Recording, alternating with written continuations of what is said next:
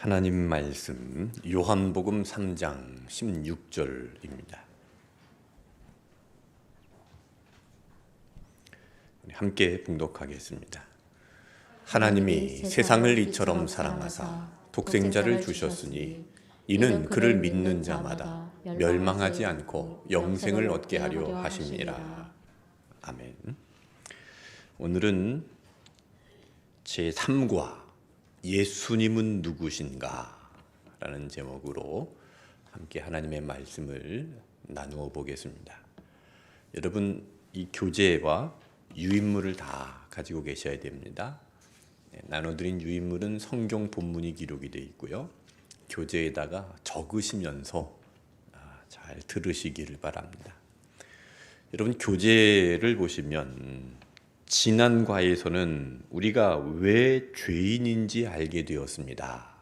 로마서 5장 12절은 죄의 결과가 사망임을 분명히 못 받고 있습니다. 따라서 우리에게는 사망에서 우리를 구원하여 주실 구원자가 필요합니다. 자, 그래서 이 세 가지의 질문을 가지고 분명한 답을 얻어야 됩니다. 첫 번째 같이 읽겠습니다. 예수님께서 우리의 구원자가 되시는 이유는 무엇입니까? 두 번째, 왜 예수님만 우리의 구원자가 되실 수 있습니까? 세 번째, 왜 예수님께서는 십자가에 못 박혀 비참하게 피 흘리며 돌아가시지 않으면 안 되었습니까? 이 세 가지의 질문에 대한 정확한 이해는 대단히 중요합니다. 이것은 예수님에 대한 믿음과 사랑을 더욱 깊게 해줄 것이며 이단의 마수로부터 우리를 보호해 줄 것입니다. 오늘 이 세 가지 질문에 대해서 아주 명확하게 답을 얻고 돌아가는 시간이 되시기를 바랍니다. 유인물을 보시고요. 1번 큰 1번입니다. 문제를 같이 읽겠습니다. 믿음은 하나님의 말씀에 대한 순종이라 했습니다. 아래의 성경 구절을 읽고 예수님께서 어떤 분이신지 함께 묵상해 봅시다. 그랬습니다. 자, 마태복음 1장 16절 같이 읽겠습니다. 야곱은 마리아의 남편 요셉을 낳았으니 마리아에게서 그리스도라 칭하는 예수가 나시니라. 이 본문에서 예수님을 누구시라고 칭하고 있습니까? 그리스도라고 칭하고 있습니다. 그래서 우리가 예수 그리스도라고 합니다. 예수는 구원자라는 뜻이고 그리스도는 메시아, 기름 부음 받은 자라는 뜻입니다. 그러면 예수와 그리스도는 무슨 차이가 있을까요? 예수는 개인적인 이름입니다. 그러니까 이름이 예수입니다. 그리고 그 뒤에 붙어 있는 그리스도는 직분입니다. 예를 들어서 제 이름은 이선진입니다. 그리고 제가 온누리교회의 직분을 가지고 있죠. 목사입니다. 이선진 목사라고 부르면 개인적인 이름을 부르면서 직분을 함께 불러주는 겁니다. 예수 그리스도는 예수님의 이름과 예수님께서 이 땅에 오신 직분을 함께 부르는 겁니다. 예수님은 구원자이시면서 메시아로 이 땅에 오셨습니다.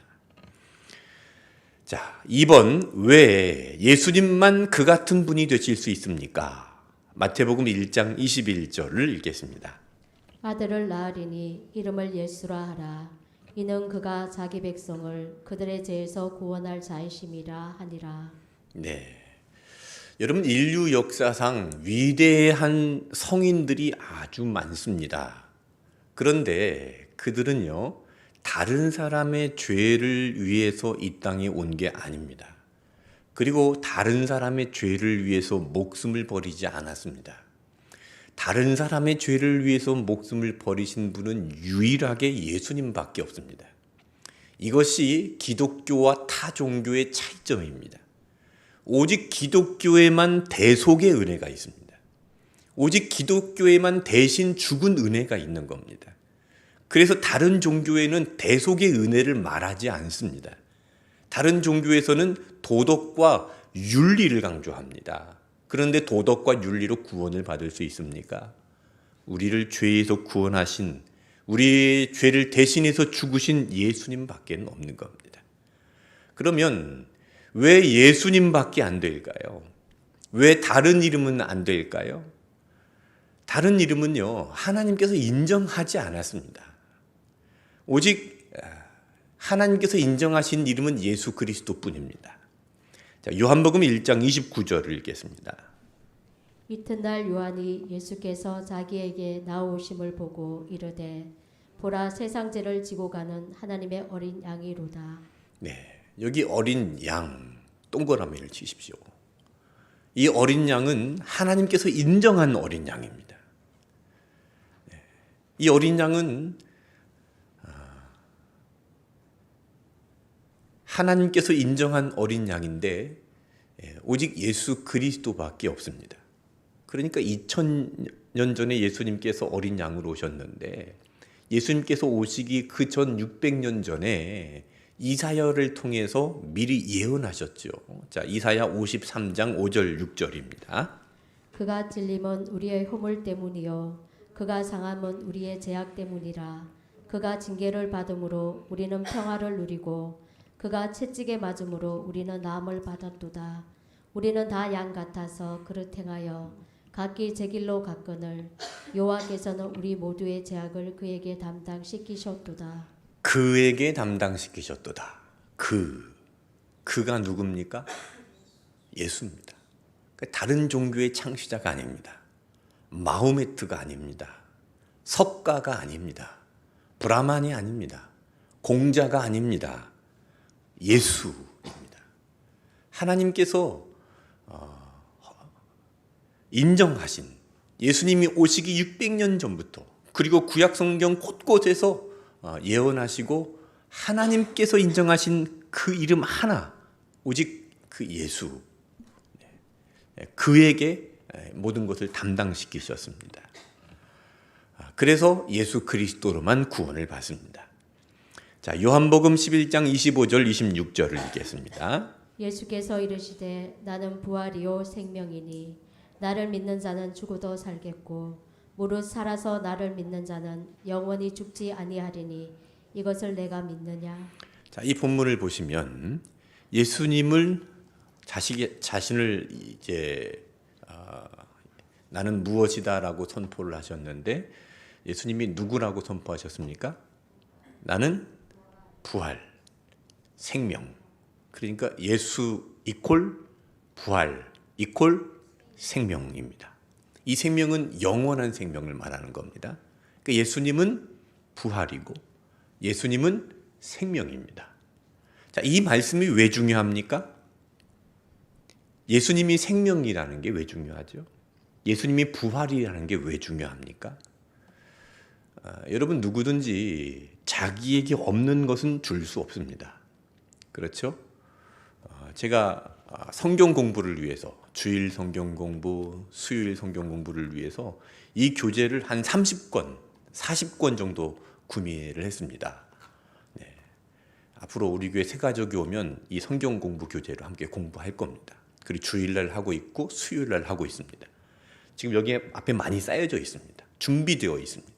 제가 준비되어 있기 때문에 여러분에게 이걸 한 것씩 드릴 수 있죠. 제가 없으면 드릴 수 없습니다. 무엇이든지 나에게 있는 것을 줄 수 있습니다. 나에게 그것이 없으면 줄 수 없습니다. 예수님은 부활이고 예수님은 영원한 생명입니다. 그래서 예수님이 그 생명을 우리에게 주실 수 있는 겁니다. 예수님이 그 생명이 없으면 주실 수 없죠. 부활하지 않으셨다면 그 생명을 우리에게 주실 수 없습니다.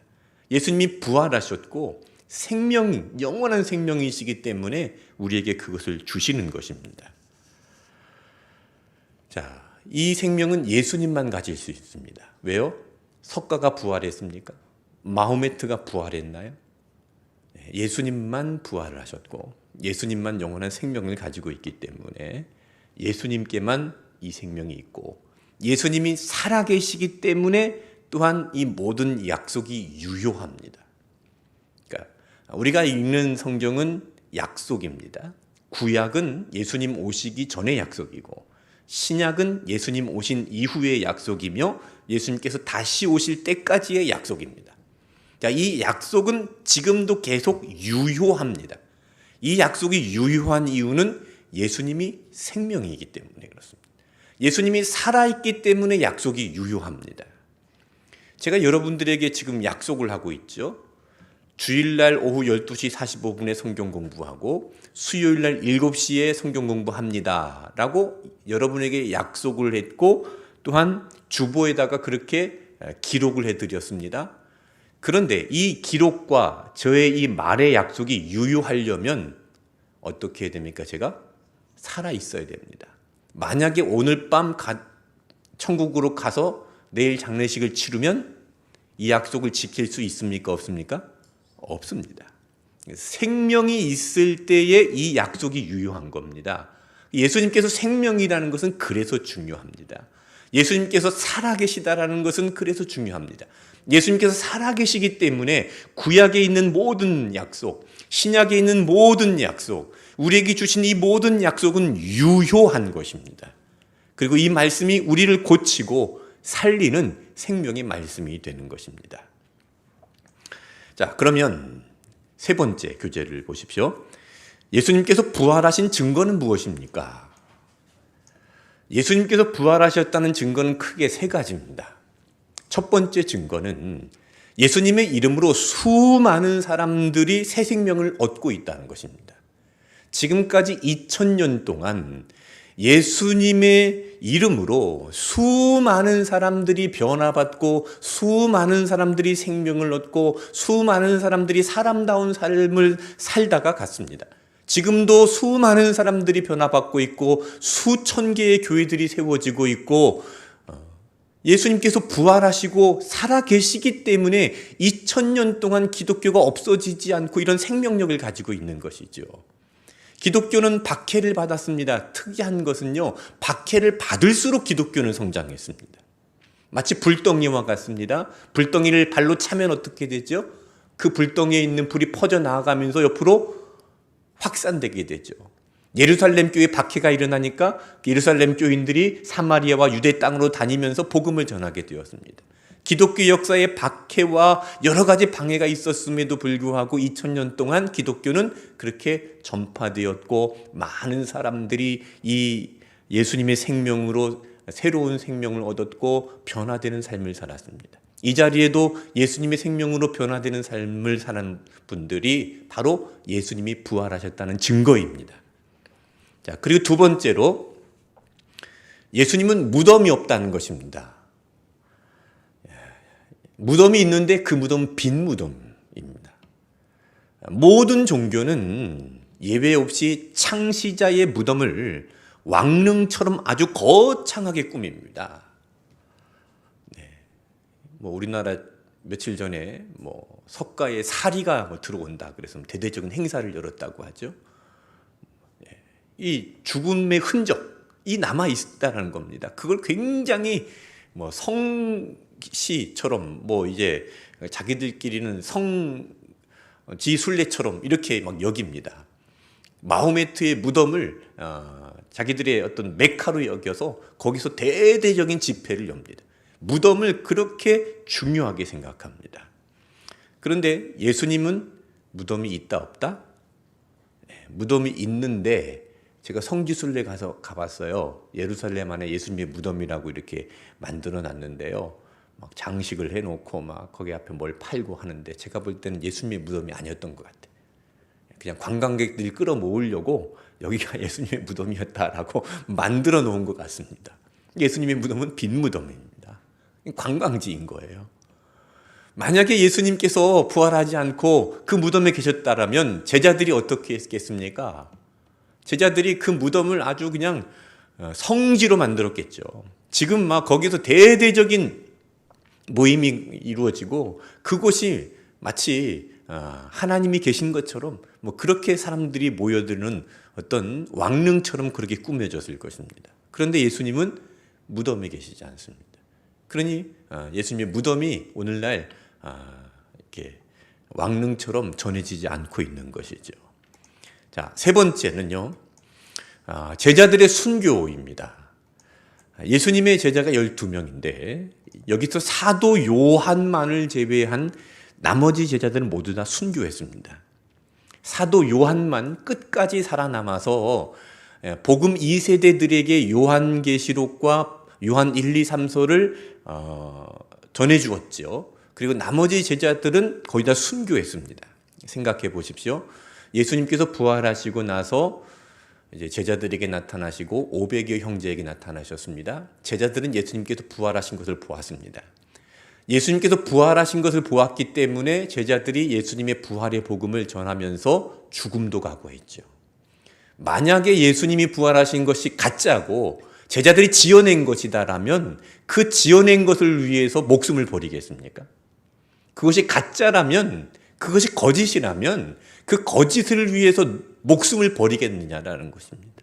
그것이 거짓이 아니라 사실이고 부활하신 예수님을 분명히 만났기 때문에 제자들은 그것을 위해서 자신의 목숨까지 버려가면서 복음을 전했던 것입니다. 자, 이 세 가지의 증거 이외에도 여러 가지를 우리가 생각해 볼 수 있는데 여러분 이 세 가지를 잘 정리하셔서 이 예수님께서 부활하신 증거를 여러분 증언하시기를 바랍니다. 자, 세 번째 마태복음 16장 13절 말씀 읽겠습니다.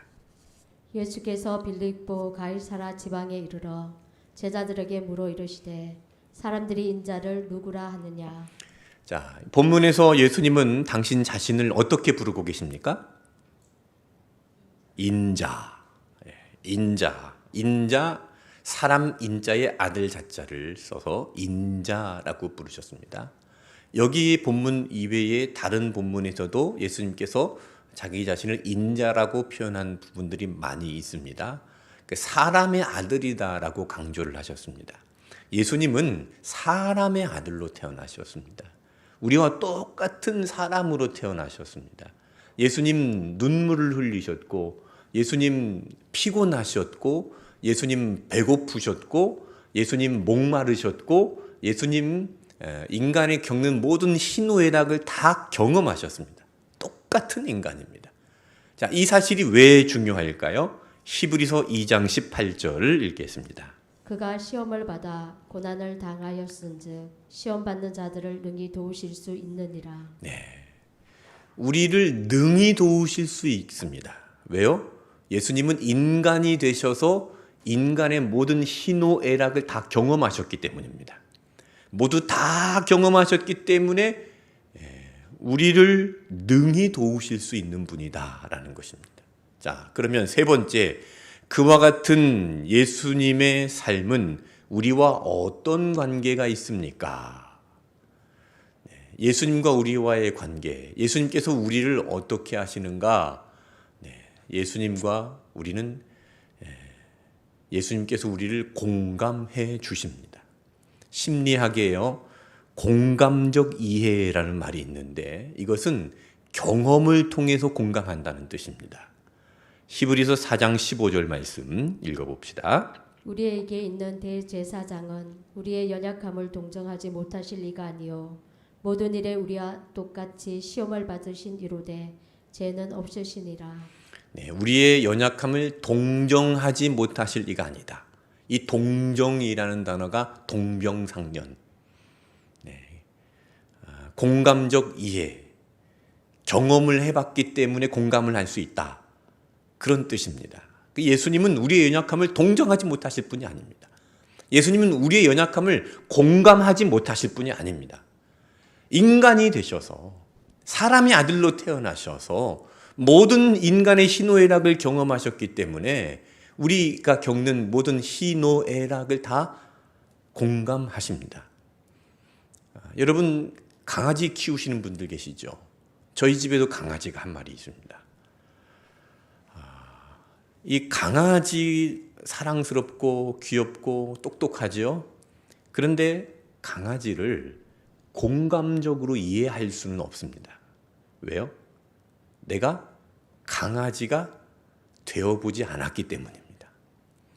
강아지가 뭐 배고프다고 낑낑거리고 뭐 이렇게 뭐 산책하면 기분 좋아하고 그런 거 보면서 이제 어떻겠구나 하고 그냥 이해는 되죠. 그런데 그 배고픔이 어떤 배고픔인지, 산책을 나갔을 때 어떤 기쁨인지, 그거는 공감적으로 이해를 할 수 없습니다. 왜요? 내가 강아지가 되어보지 않았기 때문에 그런 겁니다. 만약에 강아지가 되어볼 수 있다면 정말 그 강아지를 공감적으로 이해할 수 있는 것입니다. 근데 예수님께서는 우리를 그냥 이해만 하시는 분이 아니라 인간의 아들로 내려오셨기 때문에 우리 인생을 경험하셨습니다. 그러므로 예수님께서는 우리를 공감하시는데 우리의 연약함을 동정하지 못하실 분이 아니라는 말씀입니다. 자, 마태복음 1장 22절 23절 읽겠습니다. 이 모든 일이 된 것은 주께서 선지자로 하신 말씀을 이루려 하심이니 이르시되 보라 처녀가 잉태하여 아들을 낳을 것이요 그의 이름은 임마누엘이라 하리라 하셨으니 이를 번역한즉 하나님이 우리와 함께 계시다 함이라. 자, 본문에서 예수님을 누구시라 합니까? 임마누엘. 임마누엘이라는 뜻이 뭐죠? 하나님이 우리와 함께 계시다라는 뜻입니다. 예수님이 하나님이시라는 뜻이죠. 이 임마누엘에 보면 하나님이 우리와 함께 계시다. 그러니까 예수님이 하나님이신데 그 하나님이 우리와 함께 계시다라는 뜻입니다. 자, 예수님이 하나님의 아들이고 예수님이 또한 하나님이다? 좀 헷갈리신 분들이 계시죠? 아니, 예수님이 하나님의 아들이면서 예수님이 하나님이시다? 네. 자, 강아지의 아들은 강아지입니까? 인간입니까? 강아지죠. 사람의 아들은요? 사람입니다. 하나님의 아들은요? 하나님이죠. 네. 하나님의 아들은 하나님입니다. 본질이 하나님입니다. 인간의 아들은 본질이 인간입니다. 강아지의 아들은 본질이 강아지입니다. 자, 이 사실이 왜 중요할까? 자, 예수님은 사람으로 오셨지만 죄가 없으신 참 하나님으로 오신 것입니다. 마리아의 태를 통해서 태어나셨습니다. 그런데 성령으로 잉태되어서 태어나셨습니다. 마리아는 처녀의 몸에서 성령으로 잉태를 받아서 예수님을 낳았습니다. 남자를 알지 못하는 깨끗한 처녀의 몸에서 성령의 잉태를 받아서 예수님이 태어나셨습니다. 그래서 예수님은 아담의 원죄의 속성을 이어받지 않으셨습니다. 태어날 때부터 모든 사람들은 아담의 원죄성을 가지고 태어나는데 예수님은 성령으로 잉태되어 태어나셨기 때문에 그 아담의 원죄성을 갖고 태어나지 않으셨습니다. 그러니까 예수님은 태어날 때부터 죄가 없으시고 그리고 이 땅을 살아가는 동안에 죄 짓지 않고 온전한 삶을 사셨습니다. 오직 예수님만 죄가 없으십니다. 그래서 그런 예수님께서 우리에게 뭐라고 말씀하시는가? 마태복음 11장 28절 읽겠습니다. 수고하고 무거운 짐진 자들아 다 내게로 오라 내가 너희를 쉬게 하리라. 네. 예수님이 완전한 삶을 사셨고 참 하나님으로 이 땅에 오셨기 때문에 이 말씀을 하실 수 있는 겁니다.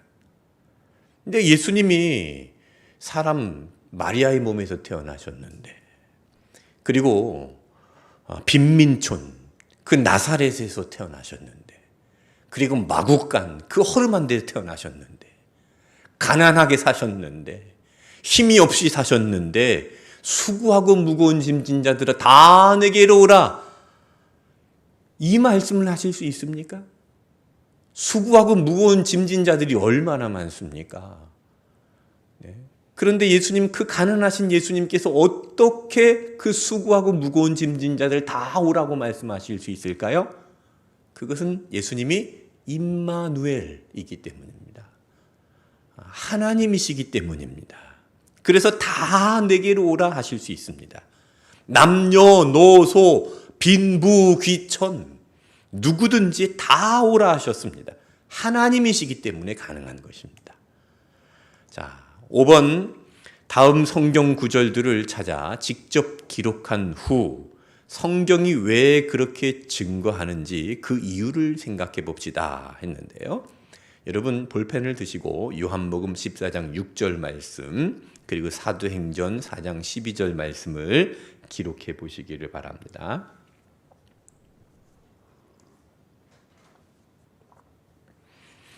요한복음 14장 6절에 예수께서 이르시되 내가 곧 길이요 진리요 생명이니 나로 말미암지 않고는 아버지께로 올 자가 없느니라.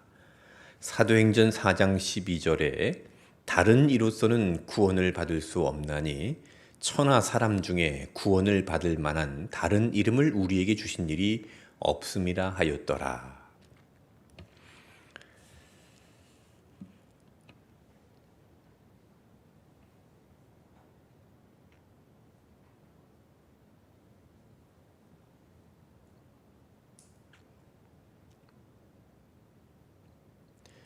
요한복음 14장 6절 예수께서 이르시되 내가 곧 길이요 진리요 생명이니 나로 말미암지 않고는 아버지께로 올 자가 없느니라. 사도행전 4장 12절 다른 이로서는 구원을 받을 수 없나니 천하 사람 중에 구원을 받을 만한 다른 이름을 우리에게 주신 일이 없음이라 하였더라. 자, 예수님만이 길이요 진리요 생명이라 그랬습니다.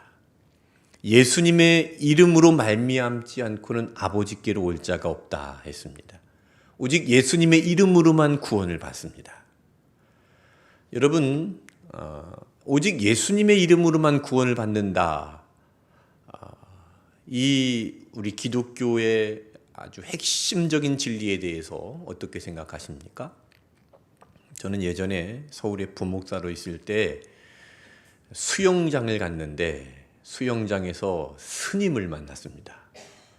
스님은요, 수영할 때 수영모를 안 쓰더라고요. 네, 수영모를 안 쓰고 수영을 하세요. 이런저런 얘기를 하다가 스님이 그러는 겁니다. 기독교는 너무 독선적이라는 겁니다. 왜 한쪽으로만 편협돼 있냐? 왜 예수를 믿어야만 구원받느냐? 여러분, 타 종교에서 그렇게 이야기합니다. 예수만 구원이냐? 여러분, 기독교가 독선적입니까? 아닙니다. 기독교는요, 독선적인 것이 아니라 보편적인 것입니다. 예수님으로 구원을 받을 수 있다는 사실은요, 독선적이거나 편협적인 것이 아니라 아주 보편적인 것입니다. 누구든지 남녀노소 빈부귀천 예수님을 믿기만 하면 구원받습니다.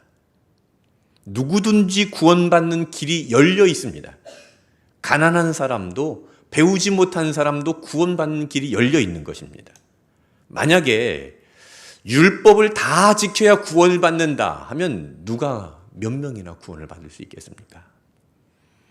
무엇을 깨달아야 구원을 받을 수 있다. 그러면 배우지 못한 사람들은 깨달을 수 없겠죠? 구원을 받을 수 없습니다. 과거 천주교에서는요, 면죄부를 팔았습니다. 그것을 사야 네 부모가 구원을 받는다라고 했습니다. 그러면 가난한 사람들은 구원을 못 받는 거죠. 여러분, 타 종교에 있는 그 진리라고 이야기하는 구원관을 살펴보면은요, 참 구원받는 길이 멉니다. 참 구원받을 사람 몇 명 없습니다. 그런데 기독교는 어떻게 했습니까? 남녀노소 빈부귀천 모든 사람에게 예수님을 믿기만 하면 구원을 받는다라고 그 문을 활짝 열어주었습니다. 그러니까 기독교는 독선적이며 편협적이고 그런 종교가 아니라 보편적인 구원의 은혜의 길을 열어놓은 종교라는 것입니다. 자, 여러분 교재를 보시고요. 두 번째, 큰 2번입니다. 우리는 모두 죄인이며 죄의 싹은 사망입니다.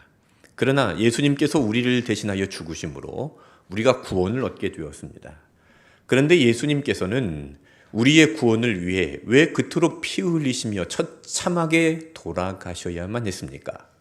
공자나 석가처럼 고상하게 돌아가실 수는 없었습니까?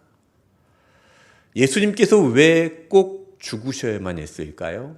왜 그토록 피를 흘리시면서 처참하게 돌아가셔야만 했을까요?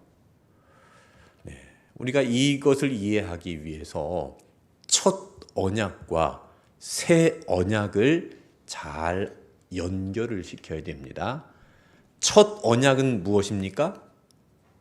첫 언약은 구약에 나와 있는 모세를 통해서 주신 언약입니다.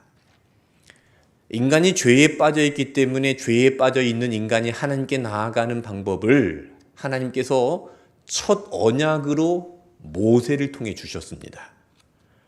그리고 새 언약은요, 예수님을 통해서 주신 새로운 언약입니다. 십자가입니다. 자, 이 첫 언약과 새 언약에 대해서 히브리서 말씀에서 잘 설명을 하고 있는데, 히브리서 9장 18절에서 22절, 저와 여러분이 한 절씩 교독하면서 읽겠습니다. 이러므로 첫 언약도 피 없이 세운 것이 아니니 모세가 율법대로 모든 계명을 온 백성에게 말한 후에 송아지와 염소의 피 및 물과 붉은 양털과 우솔초를 제하여 그 두루마리와 온 백성에게 뿌리며 이르되 이는 하나님이 너희에게 명하신 언약의 피라 하고 또한 이와 같이 피를 장막과 섬기는 일에 쓰는 모든 그릇에 뿌렸느니라. 율법을 따라 거의 모든 물건이 피로써 정결하게 되나니 피 흘림이 없은즉 사함이 없느니라. 네, 구약에서 제사를 드리는 방법을 설명하고 있습니다. 하나님께서 모세를 통해서 주신 첫 번째 언약, 그것이 이제 제사, 성막을 지어서 제사를 드리라 했는데, 제사를 드릴 때 꼭 가지고 나와야 되는 게 뭐죠? 제물입니다. 제물을 가지고 나와야 됩니다. 제사를 드리는 사람이 그 제물을 가지고 나오면 제사장은 이렇게 선포합니다. 당신의 모든 죄가 이 제물에게로 옮겨졌습니다. 하고 제물을 피 흘려 죽입니다. 그러면 내가 피 흘려야 되는데 제물이 대신해서 피를 흘린 겁니다. 이것이 율법입니다. 그런데 자, 히브리서 10장 11절을 읽겠습니다. 제사장마다 매일 서서 섬기며 자주 같은 제사를 드리되 이 제사는 언제나 죄를 얻게 하지 못하거니와. 네, 그런 제사의 방법으로는 언제나, 그러니까 완전하게 항상 지속적으로 죄를 없이 못한다는 겁니다. 그래서 제사장은 매일 서서 그 죄를 완전히 없앨 수 없기 때문에 매일 서서 그 제사를 드립니다. 오늘도 나갈 때 제물 가지고 가고, 내일도 갈 때 제물을 가지고 가고, 갈 때마다 제물을 가지고 갑니다. 왜요? 이 제물로 드리는 것은 한계가 있기 때문입니다.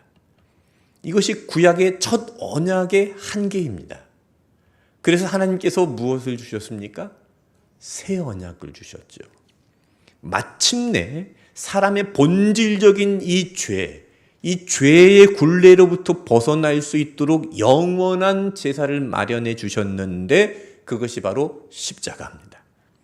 십자가에서 드려지는 이 제물은 더 이상 불완전한 짐승의 제사가 아닙니다. 예수님은 완전한 삶을 사셨고 죄 없는 삶을 사셨습니다. 흠도 없고 죄가 없으신 예수님께서 제물이 되심으로 완전한 제물이 되셨고, 그 한 번의 제물이 되심으로 인해서 완전한 제사를 드리신 겁니다. 그래서 예수님을 통해서 새 언약을 주셨는데, 히브리서 10장 9절 10절을 읽겠습니다. 그 후에 말씀하시기를 보시옵소서 내가 하나님의 뜻을 행하려 왔나이다 하셨으니 그 첫째 것을 폐하심은 둘째 것을 세우려 하심이라. 이 뜻을 따라 예수 그리스도의 몸을 단번에 들이심으로 말미암아 우리가 거룩함을 얻었노라. 네. 첫째 것을 폐하심은, 첫째 것이 뭡니까? 첫 언약. 그리고 둘째 것을 세우려 하심이라. 둘째 것은 뭡니까? 새 언약입니다. 이것을 하기 위해서 예수님께서 예수님의 몸을 단번에 들이심으로 우리가 거룩함을 얻었다는 겁니다. 예수님이 십자가에 2번 죽으신 게 아닙니다. 한 번. 단번에 죽으심으로 말미암아 우리가 거룩함을 얻었다라는 겁니다. 구약의 첫 언약은 몇 번 드려야 됩니까? 계속 드려야 됩니다. 매번마다 드려야 됩니다. 여러분, 만약에 예수님께서 이 땅에 오시지 않았다면 우리는 매번마다 교회 올 때, 예배 드릴 때 제물을 가지고 나와야 됩니다. 양을 한 마리씩 가지고 나오든지 송아지 한 마리씩 가지고 나오든지. 그런데 예수님께서 오셔서 단번에 제물이 되심으로 여러분, 오늘 교회 나올 때 이렇게 자유롭게 누구든지 예배에 나와서 하나님을 만나고 말씀 드릴 수 있다는 게 얼마나 복입니까? 예수님 믿을 수 있는 게 복입니다. 네. 그런데 어떤 분들은 그런 질문을 하세요. 예수님이 그 단 한 번의 제사로 인해서 2000년 동안 그 수많은 사람들, 그리고 지구에 70억이나 되는 많은 사람들이 하나님께 나아갈 수 있는 제물이 될 수 있느냐? 어떻게 생각하세요? 네. 제가 예를 하나 들어보겠습니다. 우리나라에, 그건 예를 든 겁니다. 우리나라에 어린이를 무척 사랑하는 독지가가 있습니다. 그래서 이 어린이들을 너무너무 사랑해서 무더운 여름에 이 어린 아이들에게 아이스크림을 마음대로 먹을 수 있도록 자기가 기부하겠다. 그러면서 아이스크림 회사를 인수했습니다. 그리고 전국에다가 아이스크림 매장을 만들었습니다. 그리고 어린 아이들은 누구든지 와서 그 아이스크림을 먹도록 했습니다. 자, 이런 일이 가능합니까? 불가능합니까? 돈이 얼마나 많이 있으면 가능하겠죠. 예, 우리나라 삼성 이건희 이재용 회장 같으면은 아마 하고도 남을 겁니다. 네. 모든 비용을 지불하고 모든 것을 다 준비해 놓은 상태에서 그의 능력이 된다면 가능하다는 것입니다. 이건 단지 비유를 들었을 뿐입니다. 완전한 비유가 될 수는 없습니다. 아무리 독지가라고 할지라도 그가 가지고 있는 돈은 유한하기 때문에 완전한 비유는 될 수는 없습니다. 그러나 하나님은 어떤 분이십니까? 유한하신 분이 아니라 무한하신 분이십니다. 전능하신 분이십니다. 그 하나님의 아들 예수 그리스도께서 단번에 십자가에 죽으심으로 인해서 우리가 치러야 될 모든 재물에 대한 값을 다 치르신 것입니다. 그래서 단번에 제사를 드리심으로 우리가 거룩하게 나아갈 수 있게 되었다라는 것이죠. 자, 히브리서 10장 17절 같이 읽겠습니다. 또 그들의 죄와 그들의 불법을 내가 다시 기억하지 아니하리라 하셨으니 이것들을 사하셨은즉 다시 죄를 위하여 제사 드릴 것이 없느니라. 네, 다시 제사 드릴 것이 없을 정도로 완전한 제사를 단 한 번에 예수님께서 드리셨다는 겁니다.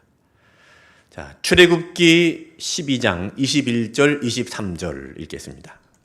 모세가 이스라엘 모든 장로를 불러서 그들에게 이르되 너희는 나가서 너희의 가족대로 어린 양을 택하여 유월절 양으로 잡고 우슬초 묶음을 가져다가 그릇에 담은 피에 적셔서 그 피를 문 임방과 좌우 설주에 뿌리고 아직까지 한 사람도 자기 집 문 밖에 나가지 말라. 여호와께서 애굽 사람들에게 재앙을 내리려고 지나가실 때에 문 임방과 좌우 문설주의 피를 보시면 여호와께서 그 문을 넘으시고 멸하는 자에게 너희 집에 들어가서 너희를 치지 못하게 하실 것임이니라. 아멘. 이스라엘 백성들이 출애굽을 할 때 애굽 땅에 10가지 재앙이 있었습니다. 그 중에 마지막 재앙은 장자의 죽음의 재앙입니다. 그런데 하나님께서 어린 양을 잡아서 그 피를 문방에 좌우 문설주에다가 바른 집은 그 재앙이 넘어갔습니다. 네, 자, 넘어가다라는 뜻이 바로 유월입니다. 여기서 유월절이 유래되었습니다. 이스라엘 백성들이 재앙을 당하지 않고 넘어간 이유가 뭡니까? 속죄 양이 있다는 겁니다. 그 속죄 양이 피를 흘렸고 그 피를 바른 집은 넘어갔다는 것입니다. 자, 왜 넘어가셨습니까? 양이 대속을 했기 때문에, 대신 죽었기 때문에 넘어간 겁니다. 속죄 양이 있기 때문에 대신 죽었기 때문에 넘어간 겁니다. 자, 이 양이 바로 예수 그리스도를 예표하고 있는 것이죠. 자, 그래서 마태복음 26장 26절 28절을 읽겠습니다. 그들이 먹을 때에 예수께서 떡을 가지사 축복하시고 떼어 제자들에게 주시며 이르시되 받아서 먹으라 이것은 내 몸이니라 하시고 또 잔을 가지사 감사 기도하시고 그들에게 주시며 이르시되 너희가 다 이것을 마시라 이것은 제 사함을 얻게 하려고 많은 사람을 위하여 흘리는 바 나의 피 곧 언약의 피니라. 네, 예수님께서 이 피를 주시면서 나의 피 곧 언약의 피니라 그랬습니다. 그래서 우리는 유월절을 드리지 않습니다. 예수님 오시기 이전에는 유월절을 드렸지만 유월절 어린 양을 잡고 피를 뿌렸지만 예수님이 오신 이후에는 예수님께서 어린 양 유월절의 피가 되셨기 때문에 더 이상 우리는 유월절을 지키지 않습니다. 그런데 유대인들은요, 유월절을 지금도 지킵니다. 예수님을 인정하지 않기 때문에 예수님을 메시아로 인정하지 않습니다. 그래서 유대인들의 유월절에 가면은 아주 비린내가 납니다. 자, 예수님께서 십자가에서 흘린 피를 우리에게 주시면서 이것은 죄의 사함을 얻게 하려고 많은 사람을 위하여 흘리는 바 나의 피 곧 언약의 피니라 그랬죠. 이 언약의 피가 바로 구약 성경에서 말씀하고 있는 그 언약의 피입니다. 그래서 우리가 이 성찬식을 할 때에 떡과 포도주를 마시는 것은 예수님의 몸과 피를 마시는 어떤 상징성을 가지고 있습니다. 이것은요, 예수님께서 흘리신 피, 예수님께서 고통당하신 몸을 우리가 경험하는 것입니다. 그것을 통해서 예수님의 그 고통, 십자가의 고통을 공감하는 것이죠. 그래서 성육신과 성만찬은 이렇게 연결이 되어 있습니다. 자, 성육신은 뭡니까? 하나님이신 분이 사람이 되신 것이 성육신입니다. 이건 예수님께서 우리 인간을 공감하기 위해서 성육신 하셨습니다. 자, 성만찬은요, 우리가 예수님의 살과 피를 경험함으로 인해서 예수님의 고난을 공감하는 것입니다. 예수님은 성육신을 통해서 우리 인간의 모든 희노애락을 공감하시기 위해 내려오셨고, 우리 인간은 성만찬을 통해서 예수님의 십자가를 공감하는 것입니다. 자, 그래서 예수님의 십자가에서 죽으신 예수님을 잘 묵상해 봐야 되는데, 3번 예수님께서 피를 흘리신 부위와 그 의미를 생각해 보십시오 그랬죠. 예수님께서 십자가의 순환을 당하면서 피를 흘리신 그 부위, 그 의미를 생각해 보십시오. 자, 머리. 자, 머리에는 뭘 쓰셨습니까? 가시관을 쓰셨습니다. 우리도 고난주간이 되면 강대상에다가 우리 가시관을 장식하잖아요. 네. 그런데 이 팔레스타인 지역은요, 그 가시보다 2배는 더 큽니다. 네. 그 아주 그냥 커다란 가시가 머리 씌워지면서 머리에서 피가 흥건히 이렇게 흘러내리는 겁니다. 왜 죄 없는 예수님께서 그 머리에 피투성이가 되셔야 했을까요? 이것은 우리가 머리로 지은 죄, 우리가 생각으로 지은 죄, 하나님으로부터 떠나 있는 그 생각, 그것이 심판을 받지 않도록 유월하기 위해서. 그래서 예수님께서 머리에 피투성이가 되심으로 인해서 우리를 대신해서 그 심판받아야 될 것들을 유월시켜 주셨습니다. 자, 2번째, 가슴입니다. 로마 군인들이 채찍을 때려서 예수님의 이 가슴이 갈기갈기 찢어지면서 피가 흘러내렸습니다. 이것은요, 우리가 아무도 모르게 마음속으로 지은 모든 은밀한 죄에 대해서 하나님의 심판이 유월하게 하신 것입니다. 넘어가게 하신 것입니다. 손. 예수님은 두 손에 큰 대못 2개가 박히셨습니다. 이것은 우리가 손으로 지은 모든 죄가 하나님의 심판으로부터 유월되었음을 나타내는 것입니다. 우리가 짓는 대부분의 죄는 손으로 짓죠. 손으로 행동하고 손의 행위로 이루어집니다. 이 모든 죄를 예수님께서 대신 담당하신 것이고, 내가 손으로 지은 모든 죄의 심판을 예수님께서 유월시켜 주신 것입니다. 발, 예수님의 두 발에 못 박히셨습니다. 이것은 우리가 발로 행하는 악한 길과 죄의 길을 상징합니다. 내가 발로 다니면서 지은 그 모든 죄를 심판으로부터 유월 넘어가게 해주셨다는 겁니다. 옆구리, 예수님의 옆구리에 창이 찔리셨습니다. 그래서 물과 피가 흘러나왔다고 그랬습니다. 이것은 우리의 몸입니다. 우리의 몸을 깨끗하기 위해서 예수님께서 희생하신 것을 말합니다. 예수님의 피를 통해서 우리가 우리의 몸으로 지은 모든 죄, 그 죄를 심판으로부터 유월 넘어가게 하셨습니다. 입. 자, 예수님께서 십자가에 달리셨을 때 로마 군인들이 마지막으로 십자가에 달려 처형당하는 죄인들을 위해서 인격적으로 베풀어 주는 것이 있었습니다. 그것이 바로 쓸개를 탄 포도주입니다. 이건 마취제입니다. 진통제입니다. 십자가에 달려 죽는 것이 너무 고통스러우니까 쓸개를 탄 포도주를 주면서 고통을 덜 느끼게 했는데, 예수님께서 그것을 입에 대셨습니까? 대지 않으셨습니까? 대지 않으셨습니다. 입을 닫으셨습니다. 이렇게 함으로 인해서 모든 고통을 다 받으신 겁니다.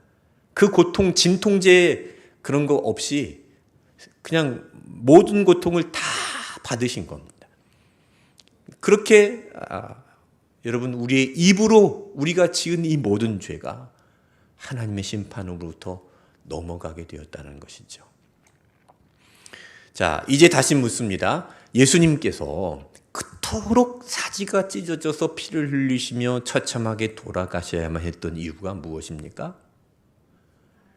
나 같은 죄인을 사랑하셔서 나의 죄를 머리부터 발끝까지 하나도 빠짐없이 철저하게 온전히 본질적으로 그리고 영원히 대속해 주시기 위함입니다.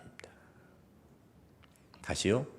나 같은 죄인을 사랑하시사 나의 죄를 머리부터 발끝까지 하나도 빠짐없이 철저하게 온전히 본질적으로 그리고 영원히 대속해 주시기 위함이신 것입니다.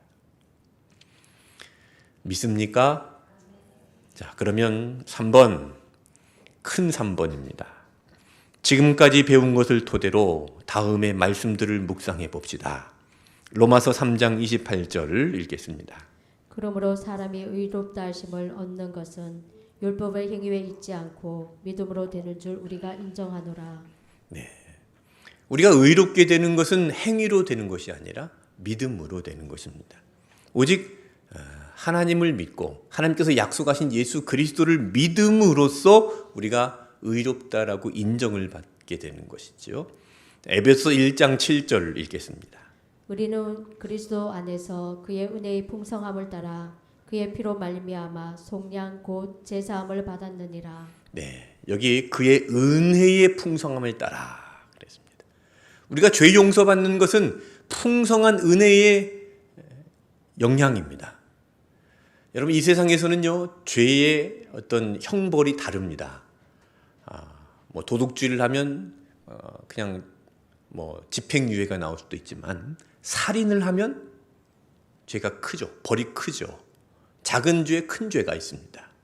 그런데 자, 우리가 하나님 앞에 작은 죄든 큰 죄든 우리가 죄 용서받는 것은 그 크기에 상관없이, 작은 죄를 지었다고 용서받는 게 아니라, 큰 죄를 지었다고 용서 못 받는 게 아니라, 그 크기와 상관없이 예수님의 은혜가 풍성하기 때문에 그 은혜의 풍성함을 따라 그 피로 말미암아 속량을 받는 것입니다. 자, 요한일서 1장 9절 10절 읽겠습니다.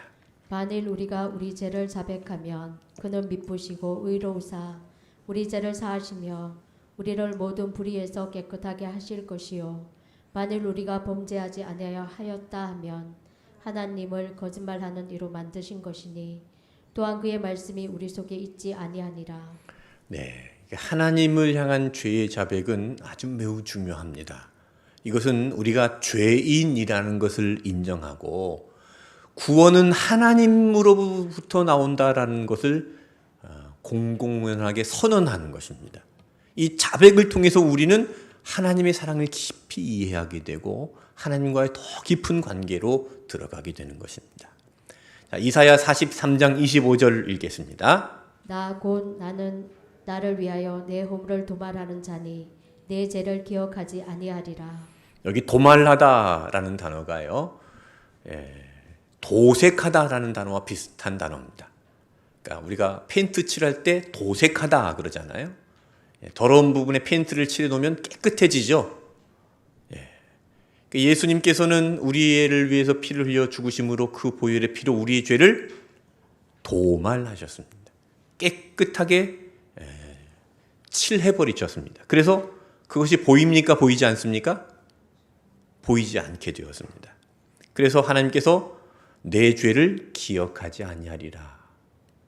하나님께서는 기억하지 않는데 내가 맨날 그 죄 기억하고 있고 그 죄에 빠져 있으면 얼마나 어리석은 삶을 살아가는 것이겠습니까? 자, 이사야 1장 18절 읽겠습니다. 여호와께서 말씀하시되 오라 우리가 서로 변론하자 너희의 죄가 주홍 같을지라도 눈과 같이 희어질 것이요 진흙같이 붉을지라도 양털같이 희게 되리라. 하나님은 우리의 죄를 용서하시고 도말하시는 것으로 끝나는 것이 아니라 끝까지 그것을 없애주시는데 죄의 흔적이 남아서 우리를 괴롭게 할 수 있기 때문에 그 죄가 주홍 같을지라도 눈과 같이 희고 깨끗하게 회복시켜 주시는 것입니다. 완전히 새 걸로 만들어 주시는 것이죠. 헌 것에서 새 것으로 만들어 주신 것. 여러분 믿습니까? 저희 교회 지금 차가 나온 지 2년 됐잖아요. 봉고차가. 새 차가 처음 나왔을 때요. 너무 운전할 때 부담이 되더라고요. 그리고 어디 가서도요. 함부로 아무데나 주차를 못 합니다. 혹시 누가 긁을까 봐. 혹시 누가 옆에서 문 열다가 찍을까 봐. 그런데 옛날에 타던 그 차는 지금 15년 된 차거든요. 스타렉스. 그 차 타고 다닐 때는요. 아무데나 가도 주차하는데 부담이 없습니다.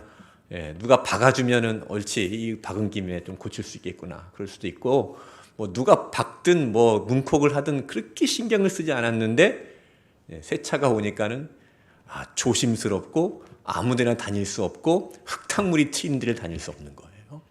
무슨 말입니까? 여러분, 내가 주홍같이 붉은 죄가 흰 양털같이 희게 되었습니다. 깨끗한 하나님의 자녀가 되었습니다. 그러면 여러분, 우리는 그렇게 더러운 곳을 다닐 수 있습니까? 없습니까? 없습니다. 죄 짓는 곳, 그렇게 죄가 막 묻어나오는 곳, 오염된 곳, 그런 곳에 다닐 수가 없습니다. 만약에 그런 곳을 다닌다면은 내가 지금 깨끗해졌다는 사실을 인정하지 않는 것입니다. 내가 과거의 옛날 습관대로, 옛날 그 더러운 모습대로, 옛날 죄인의 습관대로 그렇게 살고 있기 때문에 그런 곳을 다니는 것입니다. 여러분, 우리가 예수님의 보혈로 말미암아 주홍같이 붉은 죄가 양털같이 휘어졌음을 믿습니까?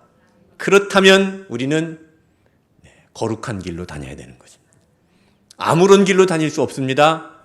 깨끗한 길로 다녀야 되는 것입니다. 죄의 길, 악인의 꾀, 그 길로 행하지 마시고 거룩한 길로 다니는 온누리교회가 되시기를 축복합니다. 로마서 8장 1절 2절입니다. 그러므로 이제 그리스도 예수 안에 있는 자에게는 결코 정죄함이 없나니 이는 그리스도 예수 안에 있는 생명의 성령의 법이 죄와 사망의 법에서 너를 해방하였음이라. 예수 그리스도 안에 있는 자에게는 정죄함이 없습니다. 그러나 징계는 있습니다. 징계가 없으면 사생하라 했습니다. 우리는 하나님의 자녀이기 때문에 우리가 죄에 대해서 징계는 받지만 정죄함은 없습니다. 여러분, 이 정죄함으로부터 자유로우시기를 바랍니다. 죄책감의 노예가 되지 마시고 예수님의 용서의 말씀으로 회복으로 인해서 죄책감에 시달리지 않는 여러분이 되시기를 바랍니다.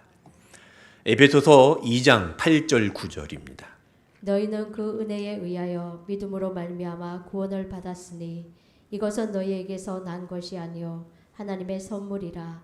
행위에서 난 것이 아니니 이는 누구든지 자랑하지 못하게 함이라. 네, 우리가 구원을 받았는데 우리가 구원을 받은 것은 은혜로 말미암아 구원을 받은 것입니다. 왜 이런 말씀이 기록이 되어 있습니까? 9절에 행위에서 난 것이 아니니 이는 누구든지 자랑하지 못하게 하려 하십니다. 어떤 사람이 물에 빠져서 허우적거리고 있습니다. 그 사람은 수영을 못합니다. 그 자리로 놔두면 죽습니다. 그런데 옆에 있는 사람이 구명조끼 입고 들어가서 그 사람 물속에서 끌고 올라왔습니다. 자, 이렇게 구조를 받은 사람이 이 땅 위로 올라와서 야, 내가 수영을 잘해서 이렇게 나왔어 라고 자랑할 수 있습니까? 없죠. 왜냐하면 그는 자기 능력으로 나오지 않았기 때문입니다. 구조자의 은혜로 나온 겁니다. 여러분, 우리가 구원을 받은 것도 우리의 능력으로, 우리의 자력으로 나온 게 아닙니다. 왜요? 왜 이렇게 하셨죠? 그 누구도 자랑하지 못하게 하려 하심이라 그랬습니다. 우리는 오직 하나님의 은혜에 의해서 부름을 받고 구속되어서 구원받은 은혜를 누리고 있는 줄로 믿습니다. 요한복음 3장 16절입니다. 하나님이 세상을 이처럼 사랑하사 독생자를 주셨으니 이는 그를 믿는 자마다 멸망하지 않고 영생을 얻게 하려 하심이라. 네, 하나님이 세상을 이처럼 사랑하사. 이처럼이 어떤 사랑입니까? 독생자를 주실 만큼입니다. 예전에 교회에서요, 어떤 집사님이 저보고 목사님은 아들이 셋이니까 하나만 주세요. 그래서 제가요, 큰 아들은요, 씩씩하고 맏아들이기 때문에 줄 수 없다 그랬습니다. 둘째는 아이가 신중하고 똑똑해서 줄 수 없다 그랬습니다. 셋째는 귀엽고 아까워서 줄 수 없다 그랬습니다. 저는 아들이 셋인데도 하나도 줄 수 없습니다. 만약에 제가 아들을 하나 준다면 그 집사님을 진짜 끔찍하게 어마어마하게 사랑하는 것이죠. 사랑하지 않으면 줄 수 없잖아요. 근데 저는 하나도 못 줍니다. 여러분, 하나님은 아들이 셋입니까?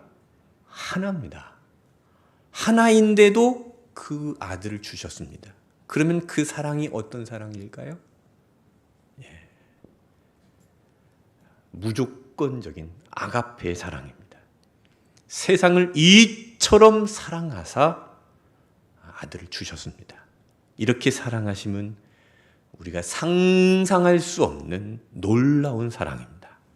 그러므로 예수님을 믿는 자들은요, 멸망하지 않고 영생을 얻게 하십니다. 여러분, 예수님을 잘 믿으십시오.